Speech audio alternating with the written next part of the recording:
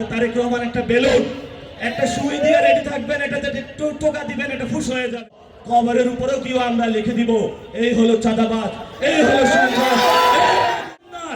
আপনারা যদি জেগে থাকেন, আপনাদের জাগনাও তারা হারাম করে দিবে ইনশাআল্লাহ। তার একটা ভয় পাচ্ছে তারেক রহমানকে, যে এই তারেক রহমানের চাপে সরকার হলো ব্যালেন্স হারায়া পেলে কখনো আমাদের উপর অস্ত্র চালায়, কখনো সরকার নিজের উপরে অস্ত্র চালায়।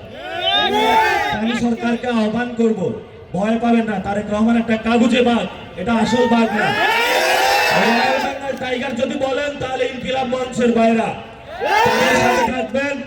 যদি আর হামলা করতে আসেন এই রয়্যাল বেঙ্গল টাইগারদের উপরে যদি হামলা হয়, বাংলাদেশের মানুষ কিন্তু বসে থাকবে না ইনশাআল্লাহ।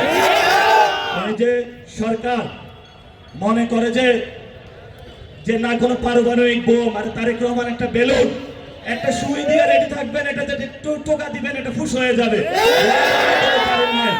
আমরা সরকারকে আহ্বান জানাবো, ইউনূস স্যার আপনি ভয় পাইতে পাইতে লন্ডন চলে গিয়েছিলেন, ওইখানে একটা চুক্তি করলেন বিএনপি এবং সরকারি প্যাডে যে বাংলাদেশে ইলেকশন হবে। কই আমরা তো এই শব্দটি শুনলাম না যে সুষ্ঠু একটি ইলেকশন প্রয়োজন। আমরা গণতন্ত্রকে রক্ষা করতে চাই। এখন আপনি বললেন যে একটা রোগীকে চিকিৎসা করা হবে, সেই সুষ্ঠু চিকিৎসা আছে কিনা, অ্যাফোর্ডেবিলিটি আছে কিনা, সেটা তো আমাদেরকে লক্ষ্য রাখতে হবে। তো যেই নির্বাচনের জন্য তারেক রহমানকে নিয়ে আসার জন্য এত আয়োজন, বিএনপিকে নিয়ে আসার জন্য এত আয়োজন, সেটা তো আসলে কোনো গণতান্ত্রিক কোনো ইলেকশন হলো না। এটা ইলেকশনের নামে তারেক রহমানকে নিয়ে আসার জন্য নির্বাচন কমিশন কর্তৃক একটি সিলেকশনের মধ্যে এই সরকার যাচ্ছে।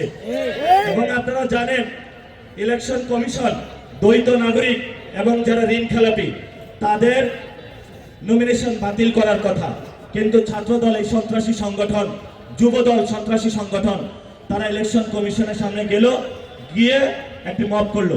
মব করার মধ্য দিয়ে এই ঋণ খেলাপি এবং যারা দুর্নীতিবাদ চাঁদাবাজ এদেরকে সংসদে নিয়ে যাওয়ার ব্যবস্থা করলো।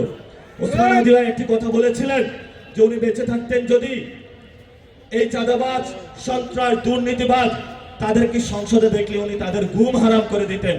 কিন্তু ওসমান হাদি ভাইয়ের অনেক সহযোদ্ধা পৃথিবীতে এখনো বেঁচে আছে, যারা চাঁদাবাজ সন্ত্রাস দুর্নীতিবাদ।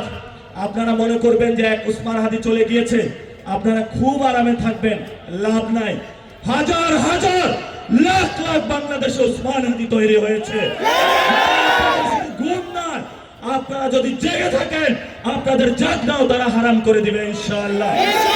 যদি তোমরা মৃত্যুবরণ করো চাঁদাবাজি করে, সন্ত্রাসী করো, কবরের উপরেও কেউ আমরা লিখে দিব, এই হলো চাঁদাবাজ, এই হলো সন্ত্রাস।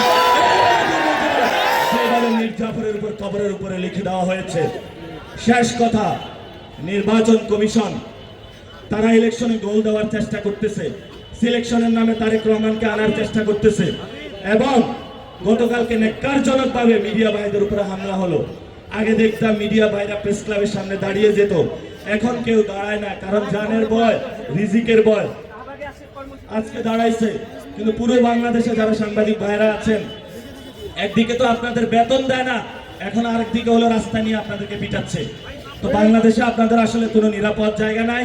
আপনারা দাঁড়াবেন, ওসমান হাদি ভাইয়ের লড়াইটা চালিয়ে যাবেন।